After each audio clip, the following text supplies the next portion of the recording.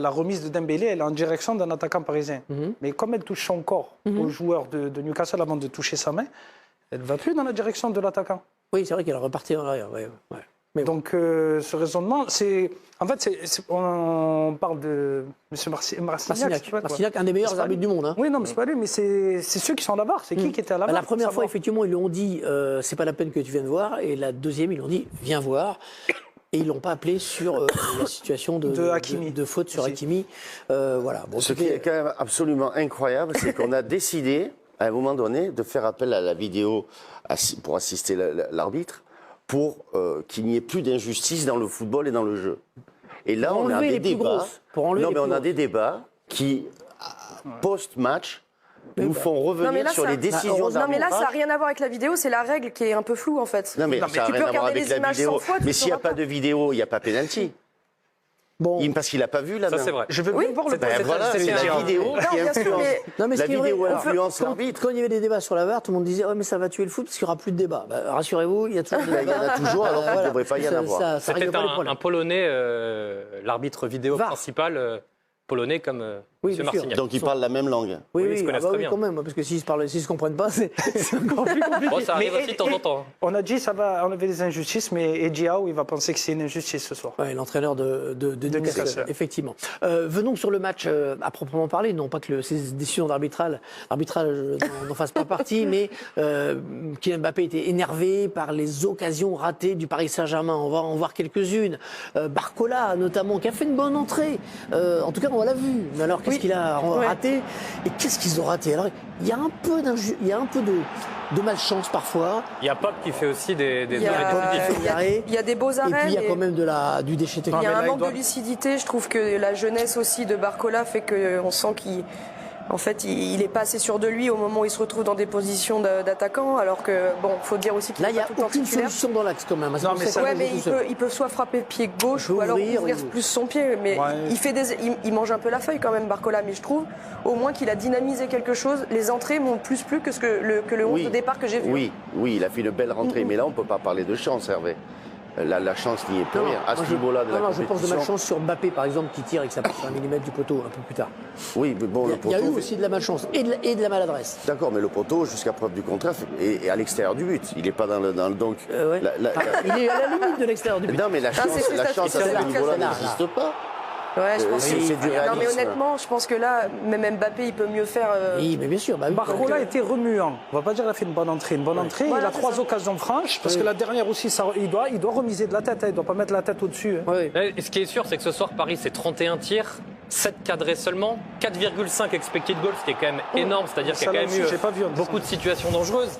Et ce penalty, il intervient sur le 62e ballon touché dans la surface. Donc au bout d'un moment, oui, il y a débat sur le penalty ou non, mais c'est logique que Paris ait mérité que Paris revienne dans cette rencontre. Oui. Ça pour résumer que la physionomie du match, quand même, s'ils perdaient 1-0, c'était quand même sévère pour les Parisiens. Ils n'ont pas été bons dans le dernier geste. On vient de le voir. Il y a eu aussi Habib et Paul, je ne sais pas ce que vous en pensez, mais beaucoup de déchets techniques.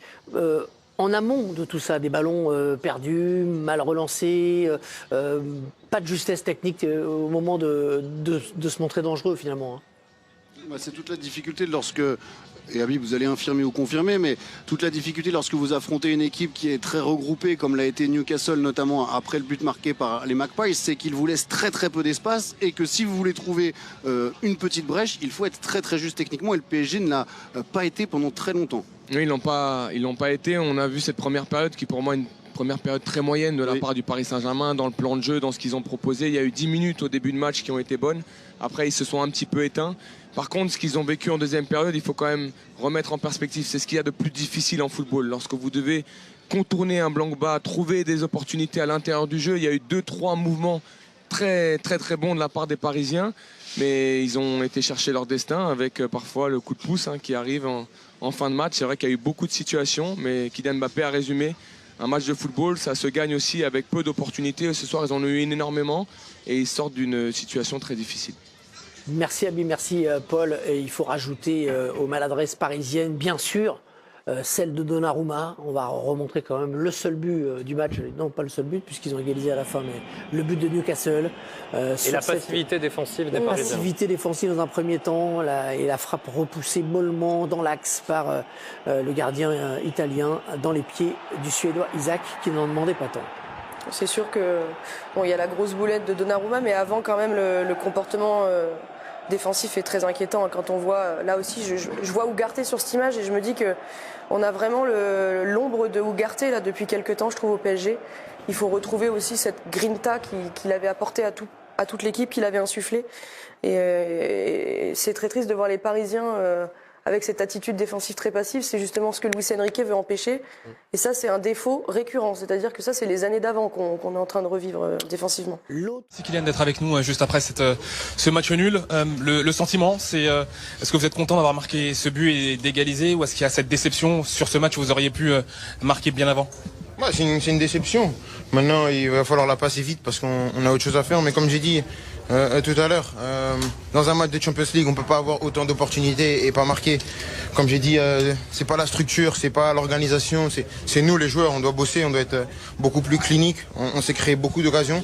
Je savais que c'était une équipe qui restait derrière, qui espérait repartir avec un point pour un rien. Mais voilà, c'est frustrant, mais on est encore là, il faut aller à Dortmund pour gagner. Sur un point de vue personnel, justement, comment est-ce que vous vous êtes senti? On vous a vu parfois peut-être un petit peu frustré devant, mais vous réussissez à faire la différence quand même en fin de match. Non, je suis comme les autres. J'ai eu des opportunités de marquer. Je dois marquer, c'est clair.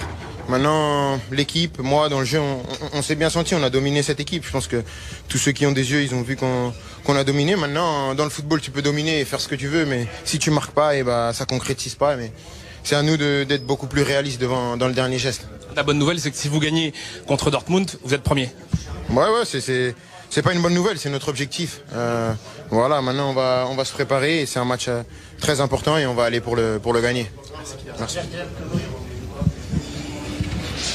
Les mots de Kylian Mbappé au micro de Fabrice Hawkins. Jérôme, Manu, Kylian Mbappé, son match justement.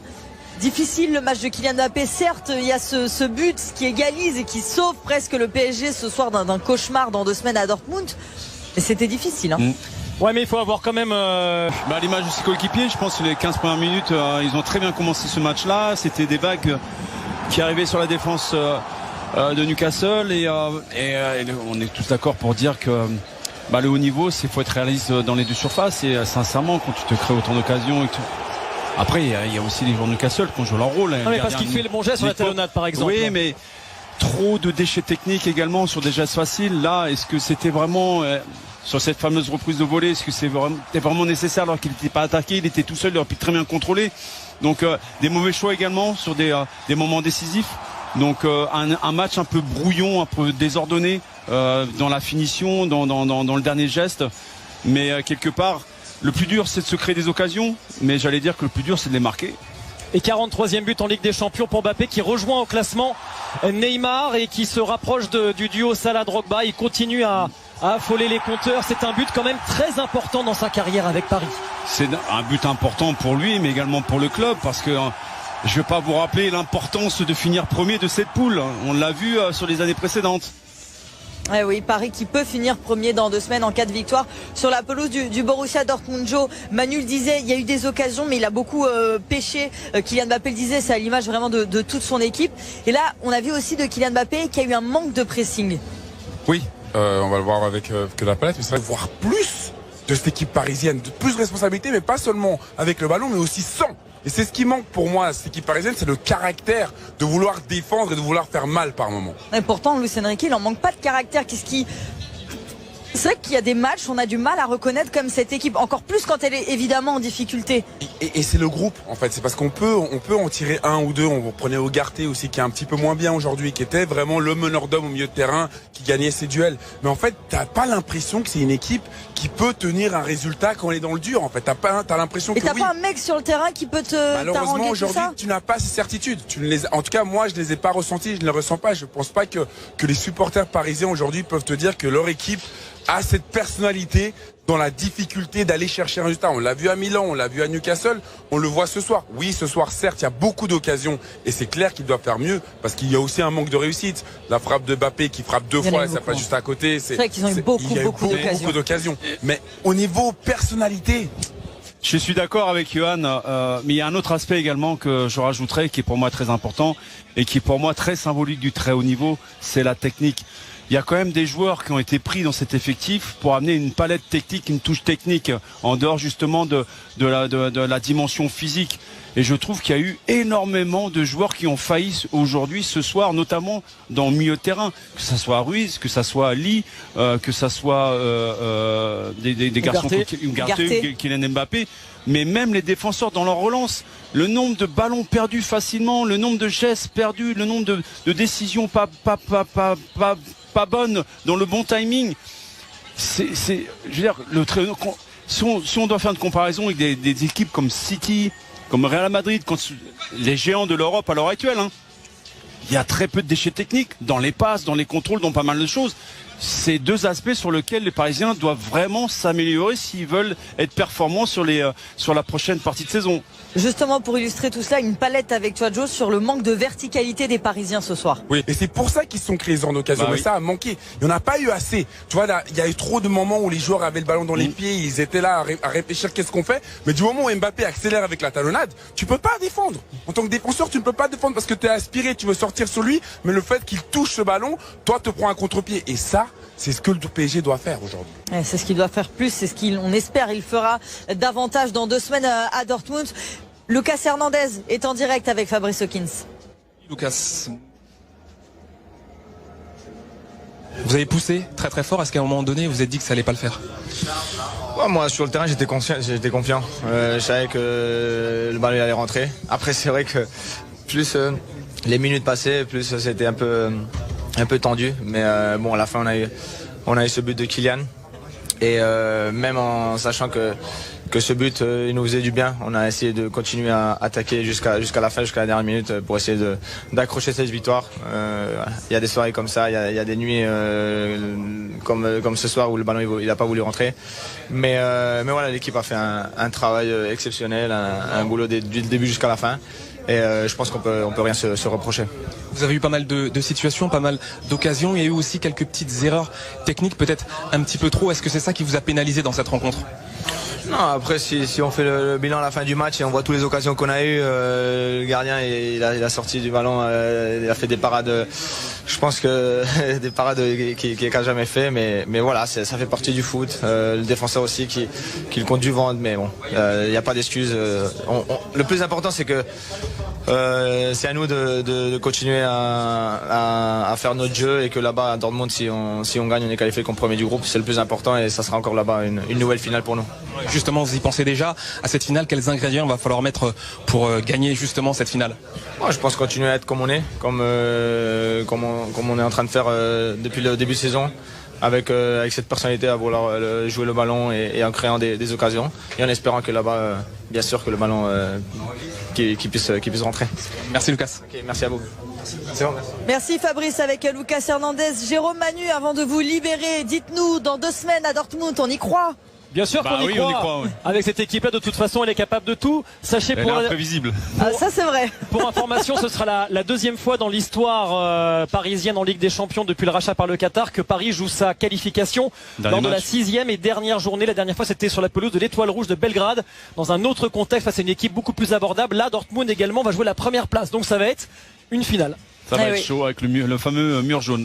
Exactement, on y sera dans 2 semaines au Westfalenstadion évidemment. Comment vous dites? Le Westfalenstadion. Le Westfalenstadion. Demandez.